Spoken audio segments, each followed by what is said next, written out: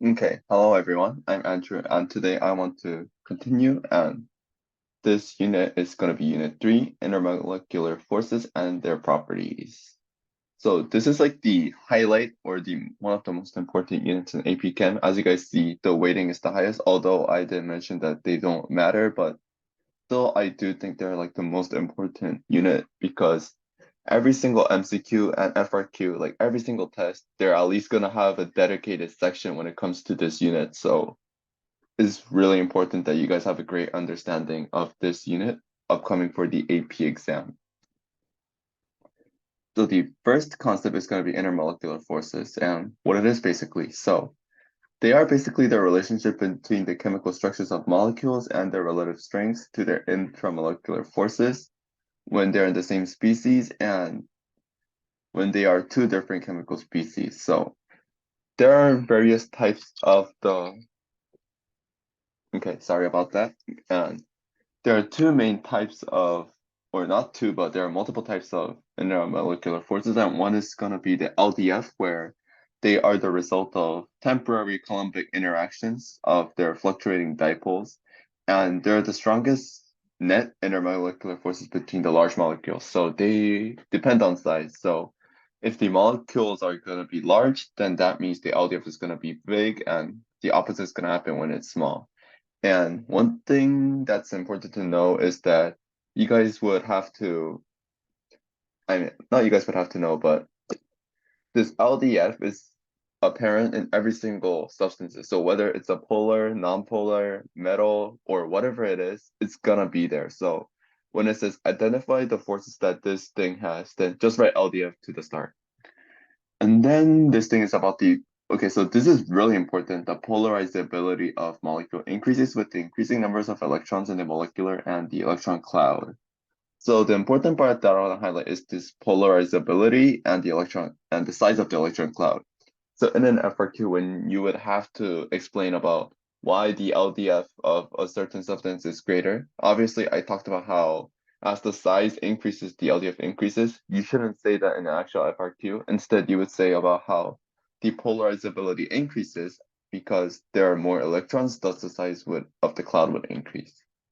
So this is how you would explain it. And then there's going to be the dipole-induced dipole interactions, which is one of the type. And this is going to be polar and non-polar. It's just good to know.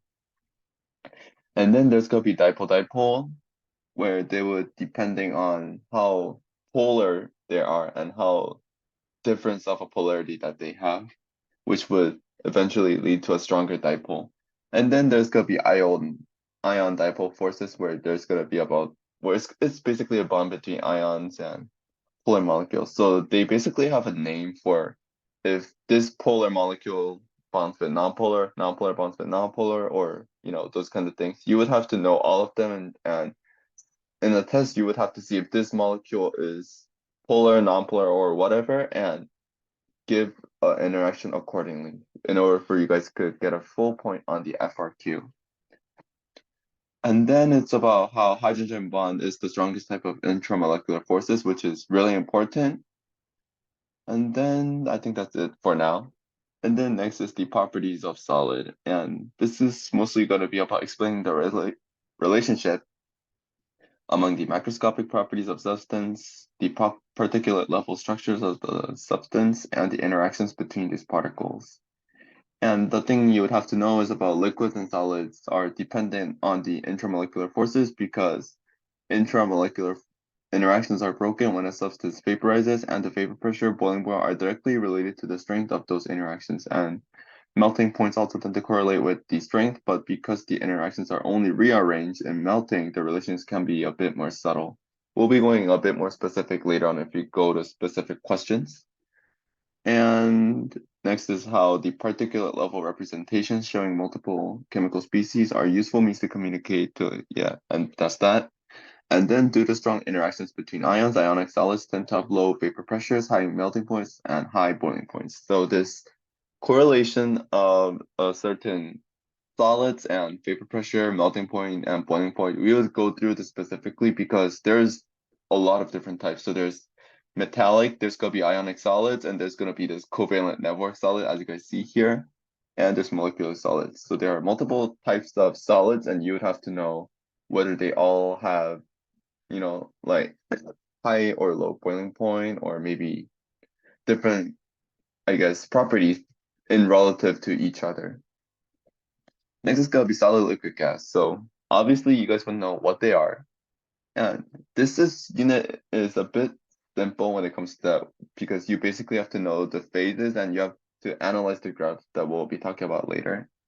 So this is just basically about what solid is, crystalline and arranging in 3D, and they can be amorphous, and and then the liquid is mostly about how they have close contact and they're continually moving and colliding, and about how their volume would be determined based on the container.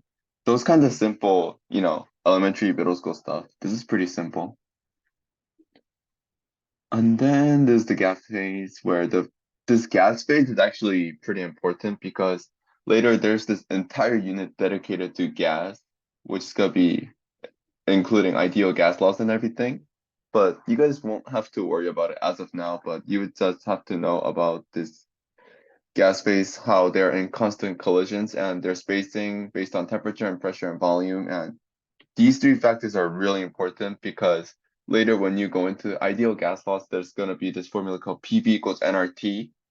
We'll be going through it more specifically, but these are the main, I guess, variables that you would have to plug in order to solve the question. And what the question would do is they would give you different scenarios of these temperature, pressure, and volume, and you would have to determine what would happen to the other volume accordingly based on what's going to happen to a certain variable. So it's really important.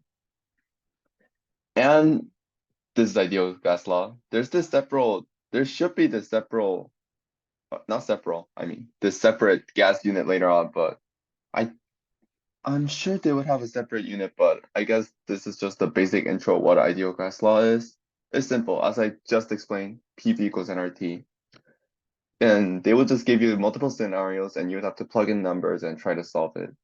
And then this is also pretty important where when they give you the scenario of mixing different types of gases, you would have to give what is the pressure of this part of the gas when it's like mixed together or when they're separated. And these are some formulas that you would have to know, especially with the partial pressures. And it's just self-explanatory where most is just addition and multiplication slash division. And the next thing we'll be talking about is kinetic molecular theory, or KMT in short, which is also really important when it comes to ideal gas law. And this is mostly about how this KMT is a theory that sort of proves the ideal gas law. And it's going to be about the microscopic properties of gases to the motions of gas and the Maxwell-Boltzmann distribution, which we'll be going through later on. It's a type of graph. Describes the distribution of the kinetic energy of particles at a given temperature. And then it's also going to be talk about the kinetic energy and its relation to random motion. And this is kinetic energy equals 1/2 mv squared, which is in physics, but in AP Chem you won't have to know about it. And this is going to be how temperature is proportional to the kinetic energy and Maxwell-Boltzmann distribution. And then this is about deviations from the ideal gas law. So as you guys would know, ideal gas law, I guess, is self-explanatory in terms of what it is, but nothing can be perfect, right? And this is the how it divides from it. And then it talks about various, I guess, outliers, or to be specific, like this scenarios where and why this ideal gas laws cannot like take place as the scenarios. And then next is solutions and mixtures. So this is going to be about the general concept of molarity and homogeneous and heterogeneous mixtures. And it's sort of self-explanatory where homogeneous would be this one single mixture and heterogeneous would be just mixture. And this molarity, we'll be going through the calculations later on because this is heavily math based, but it's just basically moles per liter equals molarity, which is the concentration. And the solution is just a bit more expanded version of this, where it's gonna be about representative solution, communicate the structure and properties of solution, and that's that. And then using chromatography, this is one of the FRQ scenarios that come out, where there's gonna be this about how some cannot be separated by filtration, but then it could be done using distillation, chromatography, based on different scenarios. And chromatography basically would be separating these different liquids based on their intermolecular interactions, mostly through whether they're polar or not. And distillation would be separating liquids based on their boiling point. Because in theory, if you have a higher boiling point, you would be remaining more than the liquids that would have less boiling point, which would evaporate much earlier. And then this is solubility, where it's just basically 3.8, same thing. And then next one is spectroscopy and the electromagnetic spectrum, where it is about electromagnetic spectrum and the types of electron transitions associated with the regions, and difference in absorption or emission of photons in different spectral regions are related to the different types of molecular motion or electron transition. So microwave, infrared, and UV. So you would just basically have to memorize what they are, and we'll be going through it a little later. And this is photoelectric effect, where this is about how C equals HV. So this is just E equals HV, and this is mostly just solving questions using E equals HV formula, and we'll be going through that later. It's just math. And then similarly, oh, you know what? This is actually a bit different.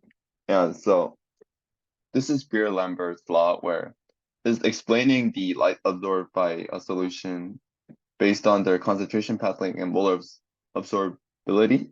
And so this is the formula A equals ABC, where they would have this variable of concentration, path length, and their absorbability. So the absorbability would be the constant, and they would give you the amount of light absorbed and the concentration and the path length.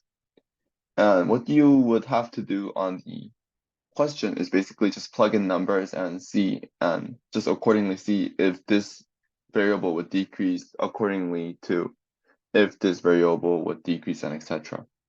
And this is it. And in the next video, we'll be going over the next unit, which would be the chemical reactions.